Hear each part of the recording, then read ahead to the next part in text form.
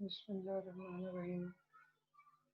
Participants आज कुछ general हैं, ये एलिमेंट हैं बायोलॉजिकल इम्पोर्टेंस के हवाले से, ये आज हम डिस्कस करेंगे। इसमें फर्स्ट वन देखें तो catalyst is not consume during in a chemical reaction, ये आंसर भी लगे हुए। A catalyst will increase the rate of reaction. Basically इसका मैकेनिज्म ऑफ एक्शन ये होता है कि ये एक्टिवेशन एनर्जी को कम कर देता है, रेट ऑफ रिएक्शन को ये इंक्रीज करेगा। A catalyst usually transition metals होती हैं आमतौर पे, जैसे कॉपर है, वेनेडियम है, आयरन है, क्रोमियम है, मैंगनीज है। इस तरह की जो है वो ज़्यादातर एलिमेंट्स जो हैं वो एज ए कैटलिस्ट यूज होते हैं। ठीक है, तो मोस्टली जो है वो ट्रांजिशन मेटल है।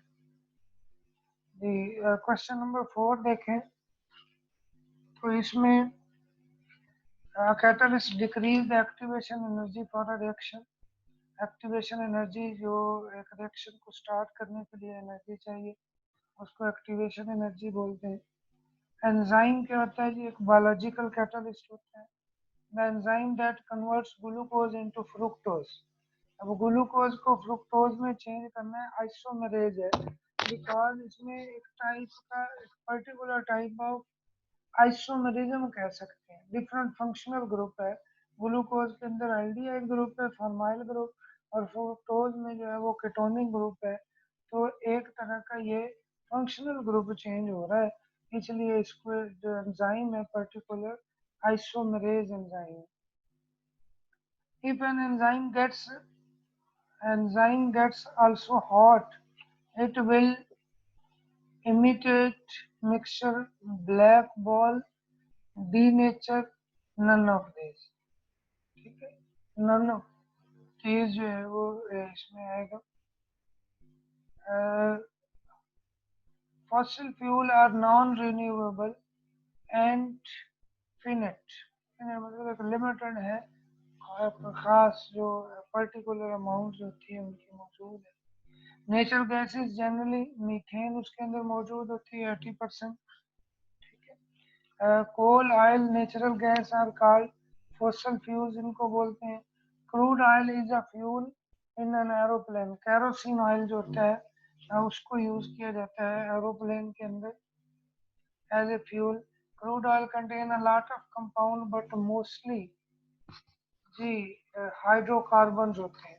वैसे तो वो उसमें वो एक मिक्सचर होता है, कंपाउंड होता है, लेकिन मोस्टली जो परसेंटेज उसके अंदर होती है वो हाइड्रोकार्बन की होती है।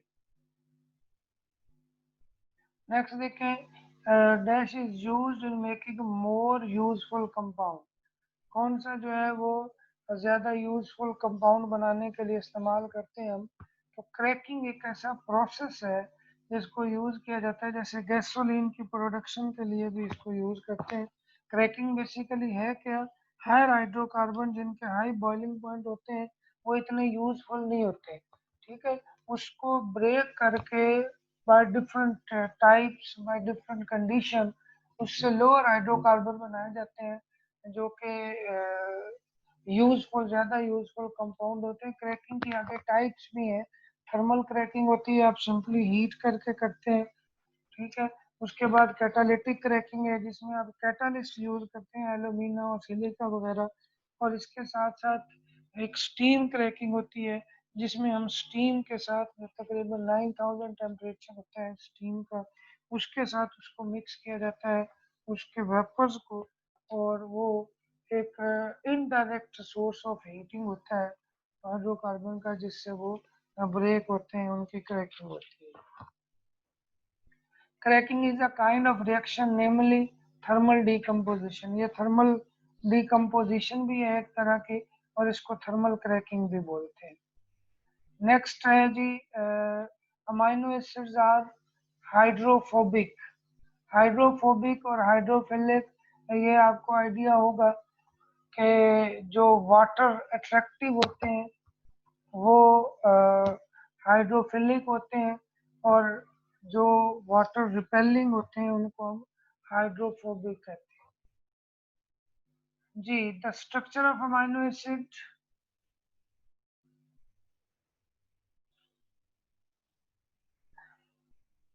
comprises an amino acid, a carboxyl group, a hydrogen atom and a R group होता है। अमाइनो ग्रुप भी ऊपर बताए हुए हैं, कार्बोक्सिल ग्रुप भी ऊपर बताया हुआ है, हाइड्रोजन भी बताया हुआ है। तो थर्ड वन जो उसके साथ अल्फा कार्बन के साथ अटैच चीज होती है चीज, वो आर होता है। उसकी नेचर भी डिफरेंट हो सकती है कि वो कितने कार्बन वाला है, वो स्ट्रेट चेन है, वो ब्रांच चेन है, ये सारी उसमें जो है वो आ सकते हैं। Tertiary structure is primarily owed to interaction among R group जो होता है उसकी इंटरेक्शन होती है, तो उसकी वजह से ये टर्शियरी स्ट्रक्चर बनती जाएंगी। How can a protein be denatured? It becomes dysfunctional. Increased temperature and added hydrochloric acid, decreased temperature added hydrochloric acid, both A and B, none of these। ये आप ये कह लें ए ऑप्शन जो है ना इसमें ज्यादा सूटेबल होती है कि प्रोटीन को डीनेचर करना है कि वो डिसफंक्शनल रह जाए। और दो चीजों पे वो डिपेंड करती है, एक तो ये होगी कि वो टेम्परेचर डिपेंडेंट भी होती है और पीएच डिपेंडेंट भी होती है। पीएच पर्टिकुलर पीएच पे प्रोटीन एंजाइम काम करते हैं, तो इनकी मौजूदगी में वो जो है वो डीनेचर हो जाती है। डीनेचर होंगी तो डिसफंक्शनल हो जाएंगी। अब protein primary structure states it's final chemical behaviour, उसकी जो ओवरऑल केमिकल प्रॉपर्टीज होती हैं वो उसकी प्राइमरी स्ट्रक्चर डिटरमिन करती है। जी, अमाइनो एसिड कितने अमाइनो एसिड हैं are used as building blocks. 20 different types के अमाइनो एसिड होते हैं, जिसमें जो है वो कुछ एसेंशियल अमाइनो एसिड्स हैं और कुछ नॉन एसेंशियल अमाइनो एसिड्स हैं। वैसे बुक में इसमें 8 पे निशान लगा हुआ है, लेकिन 10 अमाइनो एसिड्स होते हैं वो एसेंशियल अमाइनो एसिड्स होते हैं, और जो है 10 जो है वो नॉन एसेंशियल। एसेंशियल और नॉन एसेंशियल का मतलब ये है, एसेंशियल है कि वो हमारी डाइट का हिस्सा होंगे, वो हमारी बॉडी बना नहीं सकती, खुद से बाहर से लेने पड़ते हैं।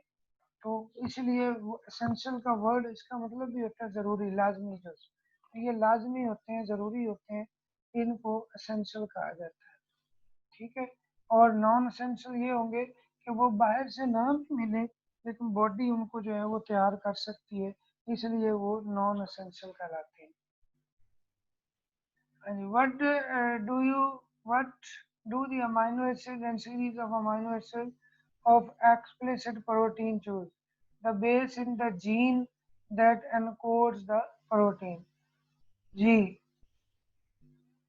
मतलब आपने प्रोटीन बनानी है, ये जो आपने मैसेंजर आरएनए और वो सारी चीजें ये पढ़ी होंगी, ट्रांसक्रिप्शन और ट्रांसलेशन।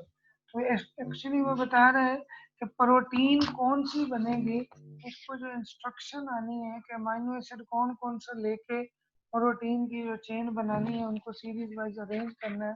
तो ये जीन्स जो होती हैं हमारे क्रोमोसोम में वो एनकोड्स होती हैं और उसके मुताबिक जो है वो प्रोटीन। और जीन्स जो है वो बेसिकली नाइट्रोजनस बेसिस होती हैं जो एक पर्टिकुलर वे में तरतीब में अरेंज हुई होती हैं, उनकी अरेंजमेंट ही एक इंस्ट्रक्शन होती है। अच्छा जी, उसके बाद अगर आप देखें disulphide bond is essential to the formation of quaternary of a protein. Quaternary होती है जी, codons are made by amino acid. 64 codons हैं जी जो अमाइनो एसिड से बनाए जाते हैं। जी, नेक्स्ट देखें when sulphuric acid react with potassium hydroxide, क्या प्रोड्यूस होगा जी? सल्फ्यूरिक एसिड है, पोटेशियम हाइड्रोक्साइड एक बेस है, पोटेशियम सल्फेट बनेगा और साथ में वाटर बनेगा। जी, when N acid is mix with an alkali then salt and water बनेगा, सिंपल से है। Balance equation for the reaction, ये सोडियम हाइड्रोक्साइड है और HCl के साथ रिएक्ट करके सोडियम क्लोराइड एंड वाटर बना रहे हैं।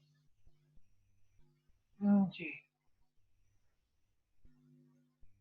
Reaction of calcium chloride and sodium carbonate, sodium carbonate और कैल्शियम क्लोराइड का रिएक्शन करवाएं तो सोडियम क्लोराइड बनेगा। ये वो अब ये कह लें कि डबल डिस्प्लेसमेंट रिएक्शन है ये, उसके तहत ये हर एक का जो रेडिकल है वो चेंज हो जाएगा, सोडियम क्लोरीन के साथ और कैल्शियम कार्बोनेट के साथ मिलेगा। The reaction of sulphuric acid and calcium carbonate, sulphuric acid और कैल्शियम कार्बोनेट को निकालें। आमतौर पे कार्बोनेट्स जो होते हैं उनके साथ एसिड जब रिएक्ट करते हैं तो कार्बन डाइऑक्साइड गैस खारिज होती है। कैल्शियम सल्फेट साल्ट बनेगा, साथ वाटर और कार्बन डाइऑक्साइड जो है वो गैस एलिमिनेट होगी। The ionic equation for the result of calcium chloride and sodium carbonate, sodium carbonate और calcium chloride,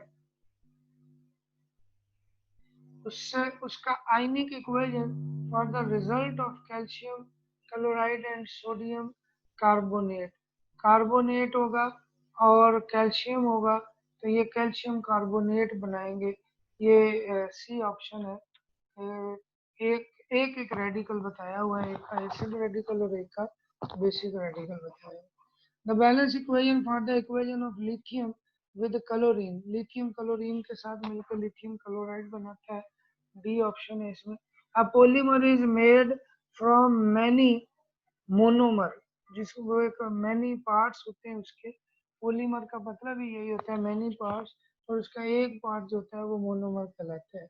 ethane is use to the manufacturing plastic bags, ये आपने पढ़ा भी है हमने पीछे। पॉलीथीन, पॉलीथाइलीन या पॉलीथीन बैग्स जो है वो बनाए जाते हैं, प्लास्टिक बैग्स। ये पॉलीमराइजेशन ऑफ इथीन होती है जिससे ये बनते हैं।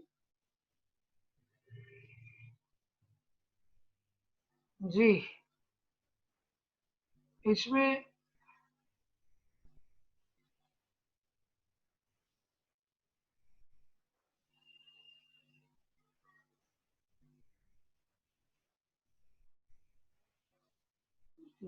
नेक्स्ट देखें आप।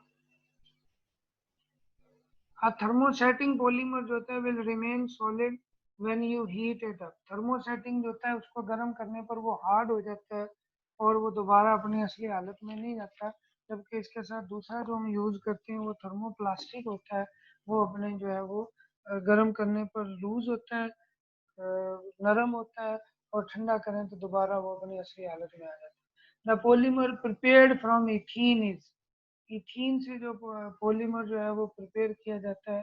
प्रोपेन, प्रोपाइलीन, ये नहीं हो सकता, पोली नहीं हो सकता, और रबर इसके मुख्तलिफ फॉर्म है। वैसे तो ये पॉलीथीन बनते हैं इथीन की पॉलीमराइजेशन से, लेकिन उसका हो सकता है कोई डेरिवेटिव लेके बनाया जाए तो वो रबर में चेंज हो सकता है। and the polychloroethene is used in electrical wire insulation because ये इस तरह से लिखा हुआ है, पैसे वैसे ये PVC है, पॉलीक्लोरोइथीन या पॉलीविनाइल क्लोराइड, विनाइल क्लोराइड जो है उसको हम बोलते हैं क्लोरोइथीन या विनाइल क्लोराइड। तो उसकी हम जब पॉलीमराइजेशन करते हैं तो वो PVC पाइप बनते हैं जिसको हम इलेक्ट्रिकल वायरिंग में यूज करते हैं, वायर इंसुलेशन में।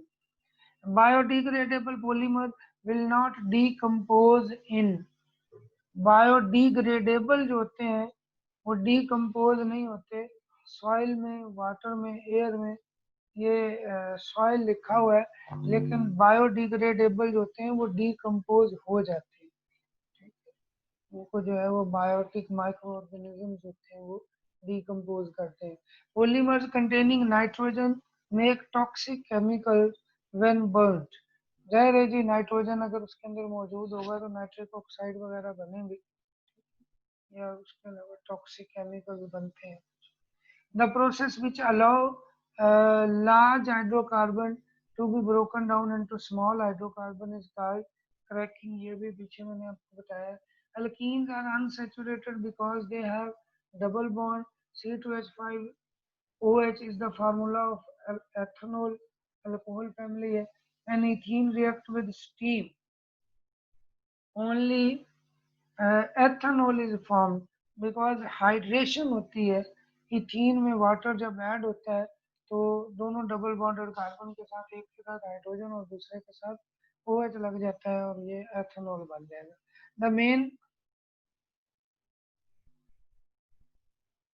द मेन एडवांटेज जो है वो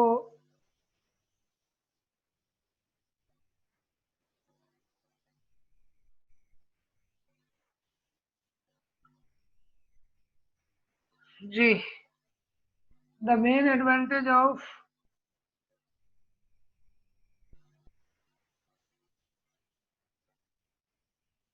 The main advantage of preparing ethanol by fermentation is that raw material is renewable, reserve जो है वो renewable होता है।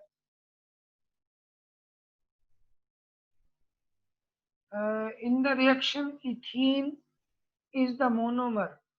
इथीन जो है वो मोनोमर है पोलीथीन। पोलीथीन जो है वो इथीन पोलीमराइज होकर पोलीथीन बनाता है। इसके अंदर इथीन जो है वो एज ए मोनोमर जो है वो यूज होता है। Plasticiser make a polymer soft and flexible. Plasticiser जो होते हैं वो सॉफ्ट और फ्लेक्सिबल जो है वो बनाते हैं। Polymer are very difficult to dispose of because they do not break down easily। ये आमतौर पे जो है वो बड़े बड़े होते हैं, मैक्रो मॉलिक्यूल टाइप होते हैं, तो उनको इजीली डिस्पोज ऑफ करना और नहीं किया जाता, डिफिकल्ट होते हैं बिकॉज उनकी ब्रेक डाउन जो है वो इजीली नहीं होती। जी lipids feel greasy and to touch, oily से फील होते हैं।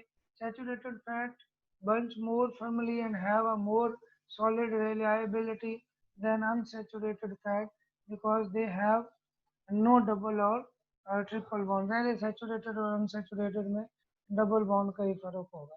फॉस्फोलिपिड जो होते हैं is the lipid most connected with, ये सेल मेम्ब्रेन के साथ कनेक्टेड होते हैं आमतौर पे।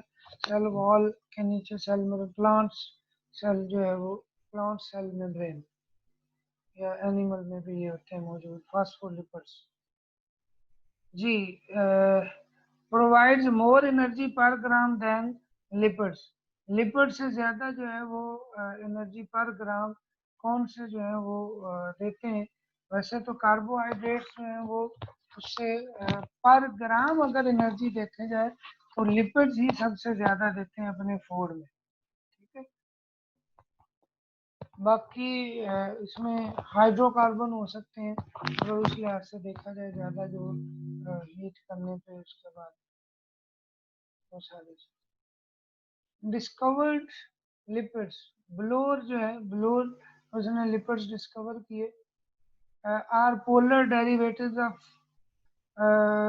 कोलेस्ट्रोल। जी बाइल एसिड्स हैं जो उसके पोलर डेरिवेटिव्स हैं कोलेस्ट्रोल के। Lipids are composed of long chain fatty acid. ये एक्चुअली लिपिड्स होते हैं, ये फैटी एसिड और ग्लिसरॉल से बनते हैं।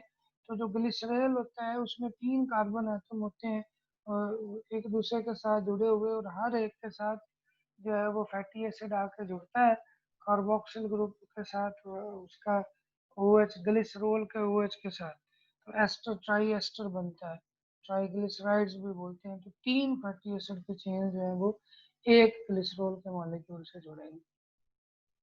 जी प्रेसिपिटेशन क्या होती है जी? प्रेसिपिटेशन क्या होती है? Water falls from clouds and rain और snow. Water evaporate from the surface of the sea when water vapors gets into the air. Carbon dioxide is detached from the atmosphere by the process of photosynthesis होती है। Carbon dioxide is released into atmosphere during the process of ये respiration होती है जिसमें वो atmosphere में release की जाएगी। कार्बन डाइऑक्साइड जो है वो element. Plant receive nitrogen from the soil. Nitrate की फॉर्म में जो है वो रिसीव करते हैं।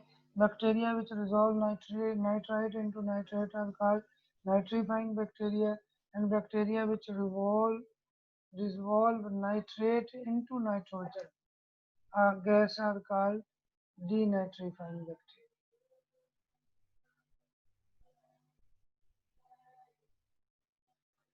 जी, इसके बाद नेक्स्ट मीटिंग इंशाल्लाह